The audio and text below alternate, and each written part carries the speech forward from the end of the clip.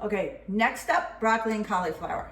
All I do is I take head of broccoli, head of cauliflower, cut it up, wash it, obviously, cut it up, throw it on a baking sheet with a little olive oil down, and then I take more olive oil. Can never have too much olive oil, can never have too much garlic. You can never have too much Parmesan cheese. So put a ton because I'm not steaming it. This is the easy way to do it. You can part steam it, but it kind of makes it a little mushy. And I don't know, this way is just fine. Just put a lot of olive oil. I use a ton of garlic. Keeps the vampires away. Garlic is good. You could put onions in it too. I don't know. Maybe I wouldn't put onions. Might be all right. Can't hurt. But lots of garlic. And then, of course, cheese. Gotta have your Reggiano, Locatelli. I put a lot. I'd probably put, for a head of broccoli, head of cauliflower, I'd probably put about a little over half a cup. Olive oil, salt and pepper.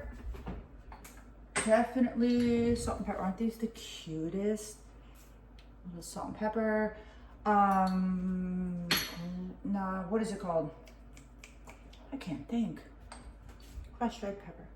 I like things spicy. So you gotta go accordingly. Just a touch of salt because that grated cheese is salty. But because I didn't boil it, I put a little extra salt, just a tiny bit. And then have to put a little bit of crushed pepper. If you like it spicy, you could add more later.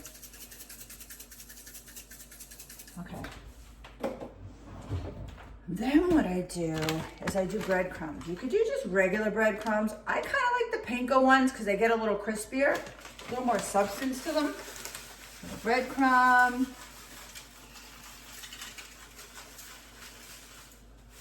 And the secret ingredient. You hear that little rascal? You hear Cooper? I just let him out before. I had to go chase him down the streets. He's after the chickens again. Little scudge. Pine nuts. They just give it like, oh, I don't know. They just take it up a whole notch. Love the pine nuts in this. You could use walnuts, pecans, or no nuts. And then always a little bit more olive oil, right? Because you want to moisten up the cheese, moisten up your pine nuts, your garlic.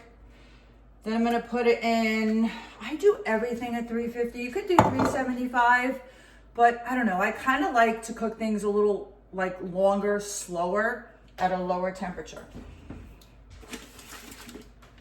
350, I'm gonna check it in 30 minutes and probably flip everything, you know, see if I need a little more olive oil, and we'll go from there.